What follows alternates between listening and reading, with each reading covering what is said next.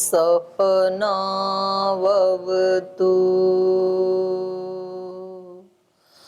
सहनौ भुनक्तु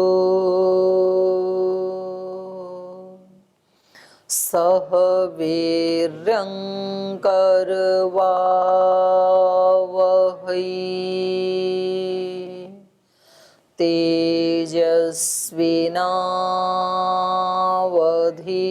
तेजस्विनावधीतमस्तु मा विद्विषावहै।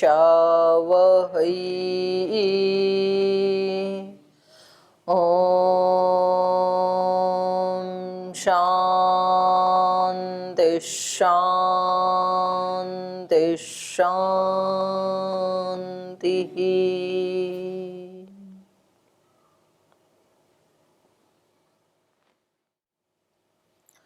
न्याय दर्शन के चतुर्थ अध्याय का प्रथम आह्निक और विभिन्न नैयायिकों के जो पक्ष, उनके एकांत और उनके प्रवाद चल रहे हैं, इनमें छठा प्रवाद हम पढ़ रहे थे। यहाँ इनका कहना है सर्वम पृथक भाव लक्षण, सर्वम पृथक भाव लक्षण, पृथक्त्वात्, ये हेतु दिया। जो भी वस्तुएं हैं वो सब क्या हैं? पृथक भाव है, उनमें पृथक भाव लक्षण वाली हैं, क्योंकि उसमें जो जो चीजें मिली हैं उन सब के पृथक होने से। सर्वम नाना न कश्चित एको भाव विद्यते, कोई भी भाव, कोई भी पदार्थ एक नहीं है, उसमें अनेक अनेक मिले हैं। तो इन्होंने कहा न अनेक लक्षणैः ही एक भाव निष्पत्ते है, कह रहे हैं अनेक लक्षणैः माने अनेक भावैः ही, अनेक प्रकार की जो अनेक लक्षण वाले जो पदार्थ हैं, अनेक लक्षण भावई ऐसे होना चाहिए,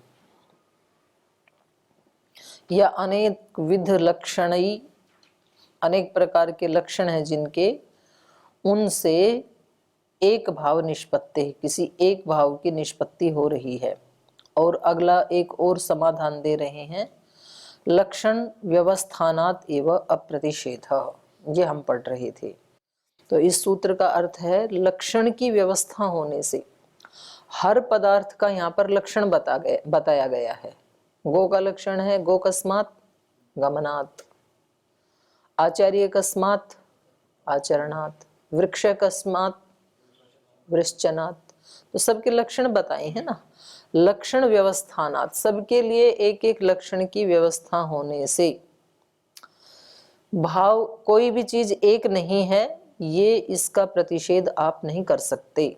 लक्षण व्यवस्थानात् एव अप्रतिषेधः न कश्चित् एको भाव इति अयुक्तः प्रतिषेधः कस्मात् लक्षण व्यवस्थानात् एव।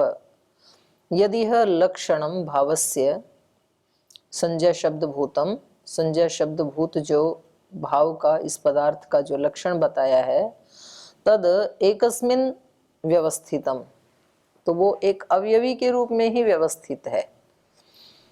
यम कुंभम अद्राक्षम तम स्पृशामि, अब कुंभ के कई भाग हैं, लेकिन यहाँ उसको एक अवयवी के रूप में लिया है। जिस कुंभ को मैंने देखा था, तम स्पृशामि, यमेव अस्प्राक्षम तम पश्यामि, न अणु समूहो गृह्यते, यहाँ मिट्टी के जो अणु हैं, परमाणु हैं, उनके समूह का ग्रहण नहीं किया, बल्कि अवयवी का ग्रहण किया है। न अणु समूहो गृह्यते इति अणु समूहे च अगृह्यमाणे यद गृह्यते तद एकम एव इति। अणु समूह को ग्रहण ना करके अवयवी का ग्रहण किया है, तो उससे एक का ही ग्रहण होगा। अथापि एतत् अनुक्तम नास्ति एको भाव यस्मात् समुदाय एकानुपपत्तेर नास्ति एव समूहः। और कह रहे हैं दूसरी ढंग से इसका खंडन कर रहे हैं, अथ अपि एतत् अनुक्तम, और कह रहे हैं ये बात जो पूर्व पक्षी के मत में उसने कही थी, अथापि एतत् अनुक्तम नास्ति एको भाव, कि कुछ भी पदार्थ, कुछ भी एक नहीं है इस संसार में। ये जो आपने कहा था कि कोई भी पदार्थ एक नहीं है, और इसका हेतु क्या दिया था? यस्मात् समुदाय, क्योंकि सब कुछ क्या है? समुदाय, अणुओं का समुदाय है। कोई भी एक अणु से तो बना नहीं कोई भी पदार्थ, अणुओं के समुदाय से बना है ना, तो बोले कुछ भी एक नहीं है। और हेतु क्या दिया, यस्मात् समुदाय, क्योंकि सब कुछ समुदाय है। तो हम आपसे पूछते हैं, एक अनुपपत्ति है, एक की अनुपपत्ति होने से नास्ति एवं समूह, समूह कैसे बनेगा? पहले एक होगा तो फिर कई एक मिलकर के तो समूह बनाते हैं ना। तो अब इसका अर्थ कर रहे हैं, नास्ति एको भावो यस्मात् समूहे, भाव शब्द प्रयोग, भाव शब्द के प्रयोग में कुछ भी एक नहीं है, कोई भी पदार्थ एक नहीं है, क्योंकि सब पदार्थ क्या है, समूह रूप है। एकस्य च अनुपपत्ति समूह नोपपद्यते, तो हम आपसे पूछते हैं, एक की यदि आप अनुपपत्ति मानते हैं तो समूह की उपपत्ति होगी नहीं, समूह न उपपद्यते। एक समुच्चयो ही समूह, क्योंकि एक एक का जो समुच्चय है वो ही तो समूह है। इति व्याहतत्वात् अनुपपन्नम, इसलिए परस्पर विरोध होने से, विरोध कैसे हुआ, आप समूह को मानते हैं, एक को नहीं मानते हैं, लेकिन यदि एक नहीं है तो समूह भी नहीं है, तो ये तो आपस में परस्पर विरोध हो गया ना। व्याहतत्वात् अनुपपन्नम नास्ति एको भाव इति, तो यहाँ परस्पर विरोधी प्रतिज्ञा होने से ये आपका पक्ष उचित नहीं है। नास्ति एको भाव इति, कोई भी पदार्थ एक नहीं है। यस्य प्रतिषेध प्रतिज्ञायते समूहे भाव शब्द प्रयोगात् इति हेतुम ब्रुवता स एव अभ्यनुज्ञायते एक समुच्चयो ही समूह इति। यस्य प्रतिषेध प्रतिज्ञायते, कहने प्रतिज्ञा में जिसका आप प्रतिषेध कर रहे हैं, समूहे भाव शब्द प्रयोगात्, हेतु क्या दे रहे हैं कि भाव शब्द का प्रयोग कहाँ होता है, समूहे, समूह में भाव शब्द का प्रयोग होता है। इस हेतु से आप कह रहे हैं कि कुछ भी एक नहीं है, ये आपकी प्रतिज्ञा है। तो बोले हमें आश्चर्य हो रहा है कि जो जिसका आप प्रतिज्ञा में प्रतिषेध कर रहे हैं, प्रतिषेध किसका कर रहे हैं, एक का, एकत्व का, और हेतु में उसी को आप मान रहे हैं। हेतु क्या दिया, समूहे भाव शब्द प्रयोगात्, तो कह रहे हैं इति हेतुम ब्रुवता, ये हेतु बोलते हुए स एव अभ्यनुज्ञायते, एक समुच्चय, समूह क्या है, समूह कहें या एक एक का समुच्चय कहें, तो प्रतिज्ञा में जिस एक का आपने खंडन किया, हेतु में उसी एक को आप स्वीकार कर रहे हैं, तो ये तो परस्पर विरोधी बात होगी ना। एक समुच्चयो ही समूह इति, क्योंकि एक एक का जो समुच्चय है उसको ही समूह कहते हैं। समूहे भाव शब्द प्रयोगात् इति च समूहम आश्रित्य प्रत्येकम समूही प्रतिषेध, और दूसरे ढंग से कह रहे हैं समूहे, समूह में भाव शब्द प्रयोगात्, भाव शब्द का प्रयोग समूह में तो आप स्वीकार कर रहे हैं कि बहुत सारे परमाणुओं के समूह का एक जो समुच्चय है, समूह है, उसका एक संज्ञा है, इसको आप स्वीकार कर रहे हैं। तो समूहे भाव शब्द प्रयोगाद इति च समूहम आश्रित्य, समूह का आश्रय लेकर के प्रत्येकम समूही प्रतिषेध, जो समूह में रहने वाला है अवयव, उसका प्रतिषेध कर रहे हैं। समूह को मान रहे हैं, समूही का प्रतिषेध कर रहे हैं, और कह रहे हैं नास्ति एको भाव इति।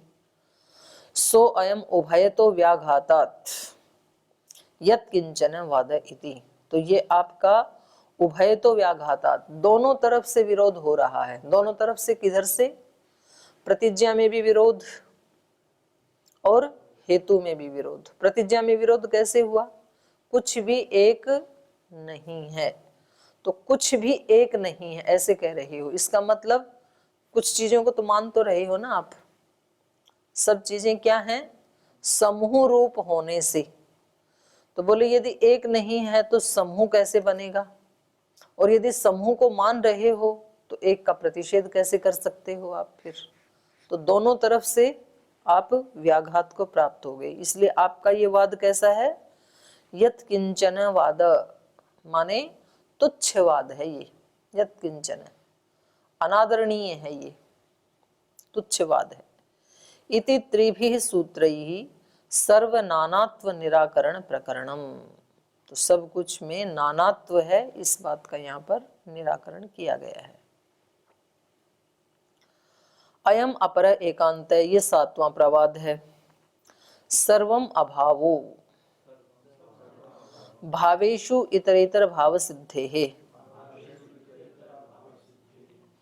सर्वम अभाव, सब कुछ अभाव रूप है, कुछ भी भाव रूप है ही नहीं, क्योंकि भावेषु इतरेतर अभाव सिद्धेः, क्योंकि जो भावात्मक वस्तुएं हैं उनमें इतरेतर भाव की असिद्धि है।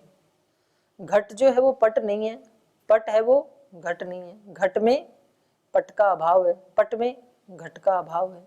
ऐसे तो कह रहे हैं सब भावों में भावेषु इतरेतर अभाव सिद्धि, भावों में इतरेतर परस्पर अभाव की सिद्धि, असिद्धि होने से, सिद्धि नहीं असिद्धि होने से। यावत भाव जातम तत्सर्वम अभाव, पूर्व पक्षी का सूत्र है ये।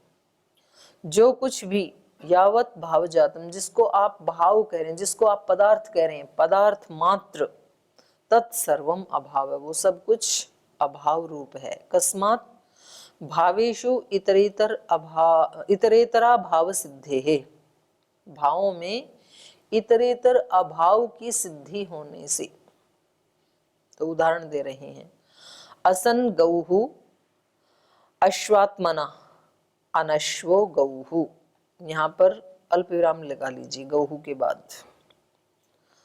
असन गौ अश्वात्मना अनश्व गौ, गौ जो है वो अश्वात्मना असन, अश्व रूप न होती हुई वो गौ कैसी है, अनश्व गौ, अश्व रहित गौ है वो।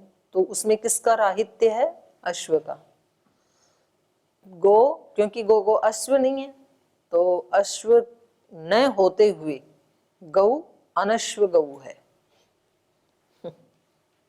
ऐसे ही असन अश्वो गवात्मना अगौरश्व, और कह रहे हैं वैसे ही जो अश्व है वो गवात्मना असन, गाय न होता हुआ, माने गाय के भाव से रहित होते हुए। अश्व क्या है, अगौरश्व, गो रहित अश्व है वो, माने अश्व गो नहीं है और गो अश्व नहीं है। तो सब पदार्थों में क्या है, इतरेतर अभाव है। समझ में आ रहे पीछे वाली पंक्ति, समझ में आ रहे?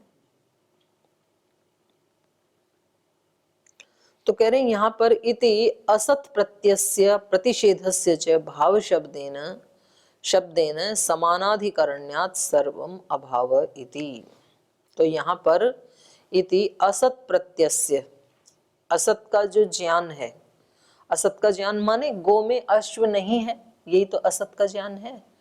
इस असत के ज्ञान का इति असत प्रत्यस्य प्रतिषेधस्य, असत के ज्ञान का और उस ज्ञान का जो प्रतिषेध किया जा रहा है कि गौ में अश्व नहीं है, उसका भाव शब्देन, भाव शब्द है गो, उस गो के साथ समानाधिकरण्यात्, उसके साथ समानाधिकरण होने से सर्वम अभाव इति, सब कुछ अभाव रूप है।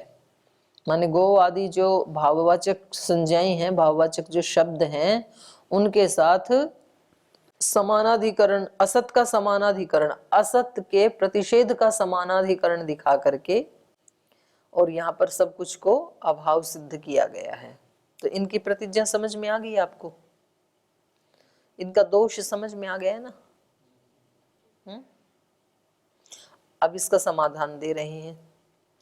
प्रतिज्ञा वाक्ये पदयोः प्रतिज्ञा हेत्वश्च व्याघाताद् अयुक्तम। कह रहे हैं आपका जो प्रतिज्ञा वाक्य है, प्रतिज्ञा वाक्य में पदयोः व्याघातात्, दोनों पदों का व्याघात होने से, दो पद कौन से हैं प्रतिज्ञा में, सर्वम और अभाव। तो इन दोनों का परस्पर क्या है, व्याघात, विरोध है ना। सर्वम का मतलब क्या हुआ, सब कुछ। तो यहाँ तो सब कुछ में तो फिर ग्रहण किया जा रहा है ना बहुत सारी वस्तुओं का, और अभाव का मतलब शून्यता। तो एक ही साथ व्याघात हो रहा है दोनों का। प्रतिज्ञा वाक्ये व्याघातात् अयुक्तम, प्रतिज्ञा वाक्य पदयोः माने दोनों पदों का, सर्वम का और अभाव का। और ऐसे ही प्रतिज्ञा हेत्वश्च व्याघातात्, और इस प्रतिज्ञा का जो हेतु है, हेतु क्या है, भावेषु इतरेतर अभावात् या भावेषु इतरेतर अभाव सिद्धे। तो यहाँ पर भी दो शब्द हो गए, एक तो भाव और एक इतरेतर अभाव। तो भाव को स्वीकार करके और फिर इतरेतर अभाव कह रहे हैं। इतरेतर अभाव करेंगे तो सब कुछ ही अभाव हो जाएगा ना फिर, क्योंकि एक के अभाव से दूसरा नहीं है। क्योंकि गौ में अश्व नहीं है, इसलिए वो गो भी क्या है, कुछ नहीं है। तो आप क्या कर रहे हैं, भावेशु, जो जिसको आप भाव मान रहे हो, हेतु क्या दिया आपने, भावेशु, इसका मतलब आपने स्वीकार तो कर ही लिया गो को, और फिर कह रहे हो इतरेतर अभाव सिद्धे, फिर एक इतरेतर अभाव दिखा रहे हो। तो ये क्या हो गया आपका, प्रतिज्ञा हेतु में व्याघात। इसी को समझा रहे हैं। अनेकस्य अशेषता सर्व शब्दस्य अर्थ। सर्व शब्द का अर्थ क्या है, अनेकस्य अशेषता, अनेक पदार्थों की जो अशेषता, अशेषता से जो कथन किया जा रहा है अनेक पदार्थों का, उसको क्या कहेंगे, सर्वम। सर्वम का मतलब क्या है, निशेष भाव से अनेक पदार्थ, मतलब कुछ भी शेष नहीं रहा ना, सर्वम कहते ही तो सब कुछ का ग्रहण हो गया। तो अनेकस्य अशेषता सर्व शब्दस्य अर्थ। भाव प्रतिषेधश्च अभाव शब्दस्य अर्थ। और अभाव किसको कहते हैं, भाव का प्रतिषेध, जिसमें भाव का प्रतिषेध है उसी को तो अभाव कहेंगे ना। तो भाव प्रतिषेधश्च अभाव शब्दस्य अर्थ। अब कह रहे हैं पूर्वम सोपाख्यम, सोपाख्यम उत्तरम निरूपाख्यम। पूर्व वाला जो शब्द है, पूर्व वाला मतलब सर्व शब्द, वो तो क्या है, सोपाख्यम, उसकी तो व्याख्या की जा सकती है। तो सर्व का मतलब क्या है, भी सारे, जिसमें पहाड़ आ गए, नदियां आ गई, जमीन आ गई, मनुष्य आ गए, गाय आ गई, घटपट सब आ गए, तो वो तो क्या है, सोपाख्य है, माने उसको कहा जा सकता है, उसकी उपाख्या की जा सकती है। और दूसरा जो है वो निरूपाख्यम, अभाव क्या है, निरूपाख्य, उसकी व्याख्या नहीं की जा, जो कि जो है ही नहीं उसकी क्या व्याख्या करें। तत्र समुपाख्यायमानम कथम निरूपाख्यम अभाव स्यात् इति। तो बोले अब आप ये बताओ कि वहां पर समुपाख्यायमानम, जो वर्णनीय है, जो सबको अपने अंदर समेटे हुए है, सर्वम शब्द जो कहने योग्य है, उसको कथम निरूपाख्यम अभाव स्यात् इति, उसको आप अभाव कैसे बनाओगे, उसको निरूपाख्य, उसको शून्य कैसे बना सकते हैं आप। न जात्व भावो निरूपाख्येन अनेकतया अशेषतया प्रतिज्ञातुम शक्य इति। न जात्व अभावो निरूपाख्येन, निरूपाख्य जो अवर्णनीय है, जो उपाख्या करने की सामर्थ्य नहीं रखता है, ऐसा जो अभाव है, उसको अनेकतया अशेषतया प्रतिज्ञातुम न शक्य, उसको अनेकता या अशेषता माने सर्व के साथ उसकी प्रतिज्ञा आप नहीं कर सकते हैं। अभाव है उसको आप सर्व कैसे कह सकते हैं, और जो सर्व है उसको अभाव कैसे कह सकते हैं। एक तो सोपाख्य है सर्व शब्द, तो उसकी तो उपाख्या की जा सकती है, उसको तो कह सकते हैं। और दूसरा अभाव है वो निरूपाख्य है, तो निरूपाख्य के द्वारा सोपाख्य को आप कैसे प्रतिषेध कर सकते हैं, ये इनका कहना है। सर्वम एतत् अभाव इति चेत, तो बोले मैं ना ये जो सर्वम कहा है इसको भी मैं अभाव ही मानूं तो, सर्वम अभाव, अभाव तो अभाव है ही, पर सर्वम जिसको आप सोपाख्य बता रहे हैं उसको भी हम अभाव माने तो, सर्वम एतत् अभाव इति चेत यदिदम सर्वम इति तद अभाव इति मन्यसे। बोले आप ये जो सर्वम शब्द है इसको यदि आप अभाव मानते हैं, शून्य मानते हैं, एवं चेत अनिवृतो व्याघातः, बोले तो भी व्याघात तो निवृत्त नहीं होगा, तो भी विरोध तो बना रहेगा। आप यदि सर्वम को भी अभाव मान लो तो भी व्याघात तो बना रहेगा। कैसे बनेगा व्याघात फिर, अनेकम अशेषम च इति न अभाव प्रत्ययेन भवितुम शक्यम। बोले ये जो अनेकम अशेषम च इति, अनेक वस्तुएं और अशेष मान जिनमें कुछ भी शेष नहीं बचा, ये जो सर्व शब्द है ये अभाव प्रत्ययेन भवितुम न शक्यम, तो ये अभाव हो नहीं सकता है। आपने क्या कहा? सर्वम अभावम। जब सर्व भी अभाव है, अभाव भी अभाव है, तो फिर आपका ये कथन बन ही नहीं पाएगा ना, तब भी विरोध रहेगा। जब सब कुछ अभाव ही है तो आप सर्वम का प्रयोग क्यों कर रहे हैं? अभाव ही कहो बस। अस्ति च अयम प्रत्यय सर्वम इति, लेकिन कह रहे हैं ये ज्ञान सबको होता है। ये जो सर्व शब्द है ना, इसका उच्चारण करते ही अस्ति च अयम प्रत्यय सर्वम इति तस्मात् न अभाव इति। सर्व का ज्ञान माने सर्व शब्द कहते ही अनेक और अशेष माने संपूर्ण का ज्ञान एक हमारे मन में बनता है, एक संपूर्ण अर्थ हमारे सामने आता है, तो ये अभाव नहीं हो सकता है। अस्ति च अयम प्रत्यय सर्वम इति तस्मात् न अभाव, इसलिए अभाव नहीं हो सकता है। प्रतिज्ञा हेतोश्च व्याघातः, और जो आपने प्रतिज्ञा का हेतु दिया उसमें भी विरोध है परस्पर। सर्वम अभाव इति भाव प्रतिषेधः प्रतिज्ञा, आपने कहा सब कुछ अभाव रूप है, तो भाव का प्रतिषेध ये तो आपकी प्रतिज्ञा है, सब भावों का प्रतिषेध, पदार्थों का प्रतिषेध। और हेतु क्या है? भावेषु इतरेतरा भाव सिद्धेः इति हेतु। उन भावों में भावेषु, पहले का सर्वम अभाव है, जब सब कुछ अभाव ही है तो फिर हेतु में भावेषु क्यों कह रहे हो? भावेषु का मतलब सब भावों में, तो आपने अपनी प्रतिज्ञा का खंडन कर दिया पहली बात तो। भावेषु इतरेतरा अभाव सिद्धे है, पहले भाव को, बहुत सारे भावों को मान लिया और फिर कह रहे हो परस्पर एक दूसरे में इतरेतर अभाव होने से सब कुछ अभाव है। तो भावों को भी मान लिया, इतर भावों को भी मान लिया, और अब इन दोनों प्रकार के भावों में इतरेतर अभाव होने से सभी अभाव है, ऐसे कह रही हो आप। भावेषु इतरेतरा अभावम अनुज्ञाय आश्रित्य च इतरेतर अभाव सिद्ध्या सर्वम अभाव इति उच्यते।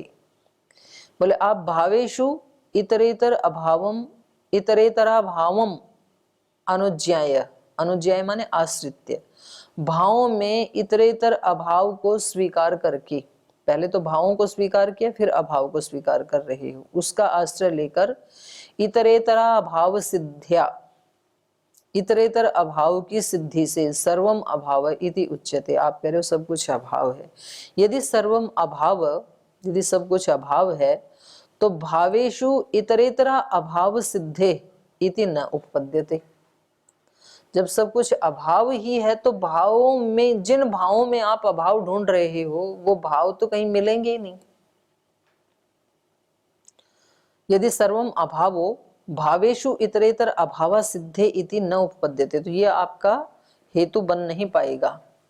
और अथच भावेषु इतरेतरा अभाव सिद्धि, और यदि सब भावों में इतरेतर अभाव की सिद्धि आप कर देते हो तो सर्वम अभाव इति न उपपद्यते, तो फिर सर्वम आएगा ही नहीं ना। अभाव जो है, यदि सब कुछ अभाव ही है तो फिर सर्वम कहां से आएगा? तो फिर भाव की सिद्धि होगी ही नहीं, तो सर्वम अभाव इति नोपपद्यते। तो आपके प्रतिज्ञा में भी व्याघात है और आपके हेतु में भी व्याघात है। तो ये तो खंडन किया भाष्यकार ने, अब सूत्रकार उसका खंडन कर रहे हैं। सूत्र क्या था इनकी? प्रतिज्ञा क्या थी? सर्वम अभावो भावेषु इतरेतरा भाव सिद्धे है। अब सूत्रकार सूत्र से खंडन कर रहे हैं, कह रहे हैं न स्वभाव सिद्धेर भावानाम, कह रहे नहीं, आप सबको अभाव नहीं कह सकते, क्योंकि जितने भी भाव हैं वो तो अपने स्वभाव से ही सिद्ध हैं। हर भाव का, हर पदार्थ का अपना एक स्वभाव है, तो अपने स्वभाव से वो सिद्ध है, उसको किसी इतर की अपेक्षा नहीं है, वो किसी दूसरे की अपेक्षा से सिद्ध नहीं है। तो कितना बड़ा दर्शन देखो सिखा रहे हैं। हर मनुष्य अपने आप में क्या है, यूनिक है, वो अपने स्वभाव से ही सिद्ध है, उसको किसी दूसरे के अपेक्षा से सिद्ध करने की आवश्यकता नहीं है। न सर्वम अभावः कस्मात् स्वेन भावेन सद्भावात् भावानाम, जितने भी पदार्थ हैं वो स्वेन भावेन सद्भावात्, अपने स्वभाव से सिद्ध हैं वो। इसी को खोला, स्वेन धर्मेण भावा भवन्ति इति प्रतिज्ञायते, जो पदार्थ हैं वो स्वेन धर्मेण भवन्ति, अपने धर्म से ही रहते हैं वो। कश्चित् स्वधर्मो भावानाम, बोले ये कौन सा धर्म है, अपना स्वधर्म कौन सा है भावों का, जिससे कि ये सत्ता में रहते हैं। तो कहा कि देखो, द्रव्य गुण कर्मणाम सदादि सामान्यम, अब उनके भावों के धर्म बता रहे हैं, उनके स्वधर्म बता रहे हैं। तो 3 प्रकार के पदार्थ है ना, द्रव्य गुण और कर्म।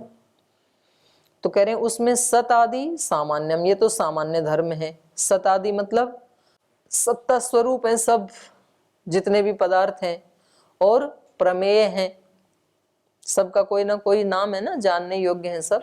तो ये तो सामान्य धर्म हो गया उनका, भावों का। और फिर उसमें द्रव्याणाम, जैसे द्रव्यों का लक्षण क्या है, उनका स्वधर्म क्या है, क्रियावत इत्येवम आदि विशेषः, माने उनका सत्तात्मक होना और प्रमेयत्व उनका होना, ये तो सामान्य धर्म है। और फिर द्रव्य का अलग विशेष लक्षण है, विशेष धर्म है, और गुण का अलग है, कर्म का अलग है। तो द्रव्य का क्या है, वैशेषिक के अनुसार क्रिया गुणवत समवायी कारणम इति द्रव्यम, द्रव्य लक्षणम, क्रिया वाला होना, गुण वाला होना और समवायी कारण वाला होना, ये द्रव्य है। तो ये इनका स्वधर्म है।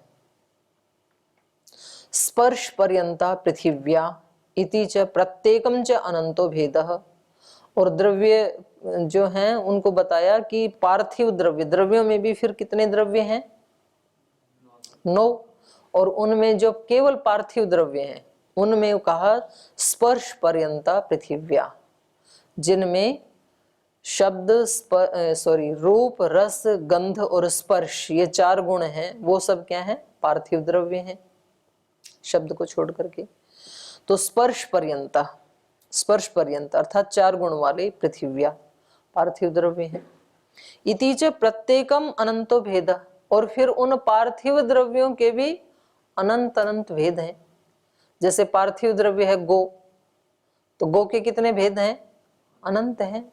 जितने गो व्यक्ति हैं वो सब उसी के तो भेद हैं, पार्थिव के ही। तो जैसे घट एक पार्थिव द्रव्य है, और फिर इस धरती पे कितने घट होंगे, अनंत तरह के घट हैं, तो वो सब उसके अनंत भेद हैं। तो आप कैसे उनका अभाव कह सकते हैं, अभाव हो ही नहीं सकता है ना, सब अपने अपने स्वधर्म से सिद्ध हैं सब पदार्थ।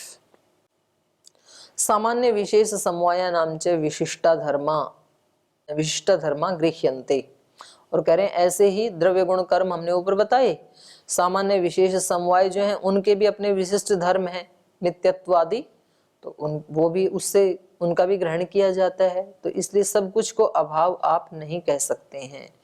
सो अयम अभावस्य निरूपाख्यत्वात् संप्रत्याय को अर्थभेदो न स्यात्। तो बोले ये जो अभाव शब्द है, सो अयम अभावस्य निरूपाख्यत्वात्, इसका तो वर्णन ही नहीं किया जा सकता है, निरूपाख्य है ये तो, क्योंकि जो शून्य है उसका क्या वर्णन करेंगे, जो है ही नहीं।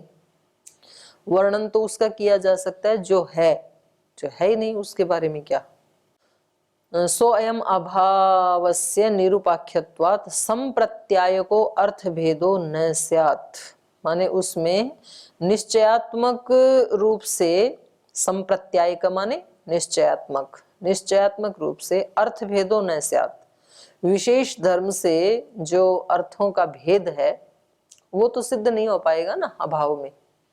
ये घट है, ये गो है, ये अश्व है, तो ये विशेष धर्मों के साथ अलग अलग हैं, और उसमें तो ऐसा कोई निश्चयात्मक अर्थभेद है ही नहीं अभाव में। सर्वम अभावम ऐसे कह दिया ना, तो ये भेद तो हो ही नहीं पाएगा इतनी सारी वस्तुओं का। जब भेद नहीं है तो उसका वर्णन भी कैसे करें, वो तो सब शून्य जैसे हो गया, सब कुछ अभाव वाला है। तो